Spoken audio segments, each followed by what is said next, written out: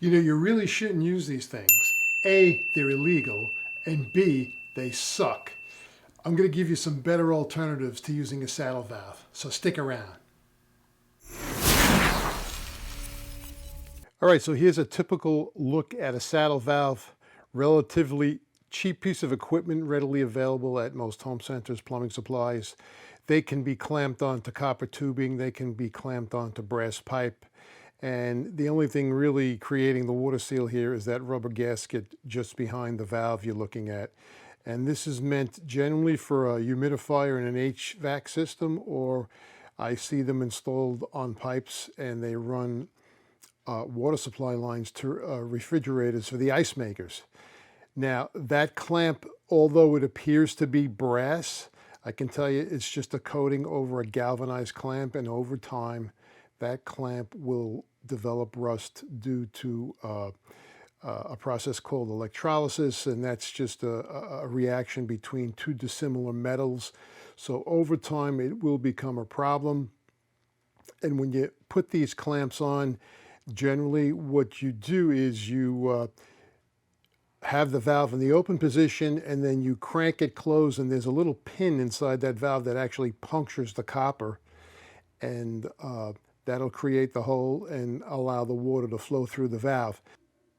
All right, so the idea with these valves are you would put them on, clamp them on with the two bolts, then you would screw this stem in all the way as far as it can go. You're going to just turn it and turn it and turn it. You're going to feel resistance on the copper pipe. And what it's going to do is it's going to puncture a small little hole in the tubing. And I will take it off and I'll show you what that is. Once you got that hole in the tubing, you would back off the stem, then remove the clamp. And the manufacturer states a 5/32 inch hole should be drilled right where that puncture went through the tubing, and a maximum size of 3/16. I usually use a 3/16 inch drill bit. But hang on a second, we're going to back off the clamp. I'll show you what's left in there. And I also want to show you, let's see if I can do this while I have it. Yeah, it's loose enough. Let me show you the pin here. And ultimately, this is what happens. That's the size of the pin. Not very big, and it doesn't puncture very far. So you're going to have to use a drill bit. Manufacturer says 5/32 with a max of 3/16. So let me get this clamp off, and I'll show you exactly what this pin did. So I don't know if you can see this, but if you look, you see the pin sticking out of that saddle valve? It's just about, and I have that stem all the way down, so that little pin is just about penetrating the copper. And by the way, the only seal you have between you and a water leak is this rubber gasket. And I could tell you I would not be comfortable with using one of these. And let me just show you what that does to the pipe here.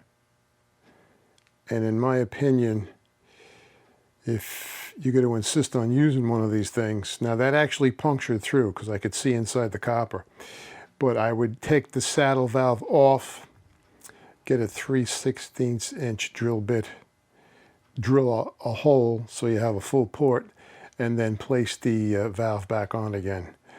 You can do it with the stem all the way down so you can guide the valve through the hole, so to speak. But in a perfect world, I urge you guys not to use these things. Now we're going to jump over to my my display I have set up here and show you what I would do if I had to install perhaps a water line to a dishwasher or a water line to an ice maker, and avoid using these stupid saddle valves. All right, so typically if I'm under a kitchen sink and I have to hook up a dishwasher or I have to hook up an ice maker, depending upon what the application is, I guess the simplest way to do things would be to go out and get a fitting to where you could just tee off the existing valves. Now, these would go up to the faucet. You'd have your cold here, you have your hot here with your with your lines going up to your faucet, as such. And the easiest thing to do would be to back them off, and they make these nifty little fittings here. So in the case of an ice maker, you can go out and get a little T-fitting that will convert from the 3/8 copper going up to the faucet to 1/4 inch. And you could just mount that on top of here like this. So you'd remove your basin supply, install this little T connection here, and then simply reconnect your faucet. And now you have a connection for your ice maker. Or if you were going to do a dishwasher, they have a T connection that will tee off and allow you to run the 3/8 copper, if you will, right to the water supply for your dishwasher, which is right here. And you can pretty much face this any way you want. And again, you'll put your basin supply back on here. Actually, we'll take this nut off.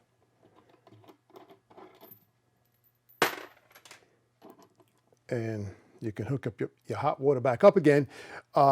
Advantage, quick, easy, simple to use.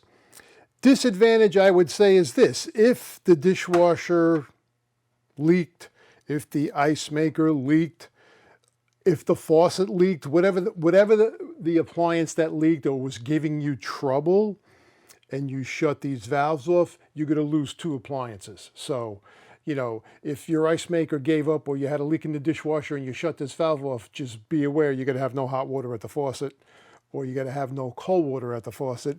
And if that's not an issue, this is a viable alternative to the saddle valve. You know, simple, easy to use, and readily available, again, from plumbing supplies to box stores. They solve a problem, and it's a much better solution than drilling a hole in a pipe and putting one of those stupid saddle valves on. So that's one option. And coming up next, let's look at an alternative option. As an alternative for the ice maker, they make these nifty little T's with a valve already mounted to it. But in order to mount this on the speedway valve here, you would have to use a piece of copper in between the valve and the bottom of the T. So that's a compression fitting. You could get yourself a little piece of copper. Let me pull this up. This is a solid speedy connection that goes up to a faucet. So you could simply cut a small piece of it off. You would add it to the bottom of the T, cut whatever length you needed, and then put the other end into the valve there. And now you actually cut in a T connection with a valve already mounted to it. Now, I don't have the dishwasher version of this valve here, but they do make this where you have a 3/8. So it'll be 3/8 all around. In this case, this is for a ice maker. But they do make them for the dishwasher side, but you would have to cut a small piece of copper in between to mount these. And then again, from the top, you can go back up to the faucet. So this is another option. I know it looks like a saddle valve, but it's not. It's a much better option than to using those saddle valves. Again, when you use a saddle valve, you need a substantial amount of pipe that you can clamp it onto and drill a hole. And you're not going to do that under a kitchen sink. At least I'm not going to do that under a kitchen sink. So that's option number 2. Let's take a look at option number 3. Generally, option number 3, at least the way I do things, is this. Now, depending upon what's coming out of the wall. In this case, this is IPS. This is pipe. You may have copper coming out of the wall. I mean, it's going to depend on what you have on the job. But I actually, if the customer wanted a dishwasher or if the customer wanted an ice maker, I am going to shut the water off to the house. I'm going to back these valves off. And I am going to add, in this case, we have IPS, so I'm going to get these 2 T's here, which are IPS by copper T's. And you're either going to use a full IPS T, So you can go out and get tees that are IPS all around, and then through use of close nipples, short nipples, you go out and get threaded IPS shut-off valves. You could put this valve up here, one on the bottom, one up here, one on the bottom. So you will have individual shut-offs. You'll have the two going up to the kitchen faucet, and you'll have the valve going, in this case, on the hot water side to the dishwasher, and in this case, to the ice maker. And they do sell reducing fittings, because for the ice maker, you're going to be using 1/4-inch tubing. And so you have a couple of ways you can do this. You can put a small piece of copper in between and use this reducing fitting. This is a reducing compression fitting. So that's 1/4-inch for the ice maker by 3/8. And you can simply put a small piece of copper in between here and make that reduction for the ice maker. And then send that right over to the ice maker. Again, if these are screw tees, you'll just use close nipples, short close nipples. You'll screw your valves back on. Once you have your valves on top and bottom, you can turn the water back on again. Now you have individual control. If the ice maker goes bad or the dishwasher goes bad, you still have control of the water going up to the faucet. And that's a nice way to do things, in my opinion. Takes a little more time, yes, but I think it's a better way of doing things. And now let's take a look at another option, which is pretty nice, a little pricey, but nevertheless gives you the option of having the individual control. All right, now we're smoking, guys. These are combination valves. These are made by Brasscraft. Now they're IPS coming out the back, so you can screw them right onto your nipples coming out of the wall. You can take the existing shut-off valves that are going up to the kitchen faucet, and by simply installing these, now you have control of the hot and cold water going up to the faucet. In addition, you have control of the line going to the dishwasher or the line going to the ice maker. This is 3/8 by 3/8 all around. This is for dishwasher. This is 3/8 by 1/4-inch, so you can put your tube right in here and run it to your dishwasher. These are a little pricey, but in my opinion, I think it's a great alternative if you don't want to go adding tees and adding nipples and, going through all that. They make life easy. You're going to spend a couple of bucks for these. I'll leave links in the description down below, but I think it's a great alternative if you want to be able to have control of individual fixtures. So again, if the dishwasher goes out or the ice maker goes out, you can shut it off and still have your faucet. And I think it's a beautiful thing, if you will. Now I just want to talk to you a minute about the shut-off valves, the two different styles. I know a lot of people like to use ball valves. I mean, I use the continuous close valves. I don't seem to have any problems with them, but let's talk about it. All right, so option number 2 is going to be the ball valve. Everybody loves 1/4-turn ball valves. I mean, I like them, but I buy the continuous shut-off valves. They're available, again, plumbing supplies, home centers. They come with plastic components or metal components. The one I have in my hand is a metal ball with a plastic seat. The ones that I've seen in the home centers, they're generally all plastic. You can get identical model numbers, and the ones in the home centers are all plastic. I'm not saying that's good or bad. I'm just telling you how it is. I've seen ball valves that have been in place for a number of years, and then I've gone to shut them. And although the stem turned, the ball stayed in the open position, so I wasn't able to actually shut the water off. The ones that are all brass, if you're in a hard water area, they're going to be really difficult to turn. And again, sometimes I've gone to turn them and the water starts leaking out of the handle here uncontrollably, and I end up ultimately having to change the valve. So what I'm just going to say about, continuous turn versus 1/4 turn, it's a matter of preference, a matter of what you're happy with. 1/4 turn ball valves, they're fine. I don't have a problem with them. Again, I buy these continuous turn plastic component speedway valves. I don't have any problems with them. Again, they're going to stay in there for a long time. chances are, unless you're having a problem with the appliance or the faucet, they're not going to be used. And, you know, 10 years later, you have to service something, and then the first guy to come and turn these handles is probably going to cause a little drip coming from the stem here, because all the packing in here is going to dry out. But that's just the nature of the beast. And yeah, that's it, guys. So you know, whatever your pleasure, whether you like quarter turn or continuous turn, that's your you know, that's your choice. They're made. These are IPS. They make them for copper sweat. They make them for compression. And pretty much any valve available in any configuration is made to use with IPS, screw pipe, copper pipe, or compression. And that's it, guys. So that's it pretty much for this video. I just wanted to say a great alternative are these combo valves here. Now, I believe, don't hold me to this, I'm going to do a little research, and if I can find them, I'll leave them in the description below. I believe you can get this in quarter turn. I'm not sure, I'm not totally sure, but I will check that out. But again, these are continuous turn. They have a washer in them.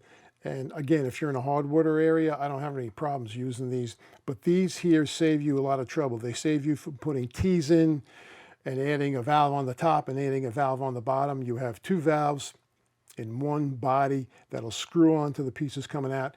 And if you have copper coming out of the wall, it's simple. You solder on a male adapter and you could screw these on. I'm not sure these come copper coming out the back. I will research that. If they are available, I will put them in the description below. But guys, you gotta not use these. These here, like I said, these are coated galvanized clamps, and the galvanized and copper are going to cause a corrosion problem down the line. Your only protection between you and a water leak is that little gasket, and I just don't like them. You know, a lot of times you go to shut these and they don't hold 100%. So they're just bad news, and in my opinion, I think you guys would be better served using a proper speedy valve. And if you don't want to go through the trouble of uninstalling the original valves, now if the original valves work and they shut, you could always come in with one of these adapters. This one will convert you to 1/4 inch for the ice maker, and this one will convert you to 3/8 for the dishwasher. Just bear in mind, if you use these T's on top of the existing valves coming out of the wall, you're going to have only one shut-off valve. So if one or the other appliance goes out and you have to shut it because there's a leak of some sort, you're going to kill the water going up to your faucet. And vice versa. If you have to repair the faucet and you have to shut it off, you got to have no water going through the appliance. So with that in mind, guys, I hope you enjoyed the video. That's my opinion. I don't use saddle valves, and that's it. And I advocate you guys shouldn't use them either. So there you go, guys. I hope you learned something from this video. All right, guys, one more thing I forgot to mention. If you're going to use plastic tubing for the ice maker, or you're going to use PEX tubing, perhaps, for the dishwasher, PEX, you're going to have to take the nut off, lose the brass ferrule, get your plastic water line, slip your nut down onto the water line, slip a plastic ferrule on, because we don't want to use a metal ferrule on plastic tubing. Then slip your sleeve inside of the tubing. This will stiffen it up. And then you can proceed to put everything back together again. So if you're going to use plastic tubing as opposed to copper tubing, you got to change the ferrule to plastic. And don't forget to use the sleeve to stiffen it up. Do not put a metal ferrule on the plastic ice maker tubing or on the PEX dishwasher supply tubing, because you will cut into the tubing. And yeah, just keep that in mind, guys. Plastic tubing, PEX tubing, whatever, plastic ferrules with sleeves. Do not use those metal ferrules. So there you go, guys. In my opinion, you should never use a saddle valve. They're just accidents waiting to happen. Besides, in most plumbing jurisdictions, they're not legal to use. I always cut a proper T in, whether it's going to be IPS or copper. I'll get a proper speed weight valve, put it in there, feed the ice maker, feed the dishwasher, and I'm done. Or you can choose to use one of those combo valves, in which case you'll kill two birds with one stone. Now, they're a little pricey, but they can solve a problem real quickly. I want to thank you guys again for stopping by the channel. I want you to keep an eye out for one of these two videos that are going to pop up here to your right. One of them I chose, one of them YouTube chose. I want to thank you once again for stopping by. I know you guys have choices when watching plumbing repair videos. I'm honored you have my channel. I want to say stay well. I look forward to seeing you in my next video. But more importantly, guys, happy plumbing.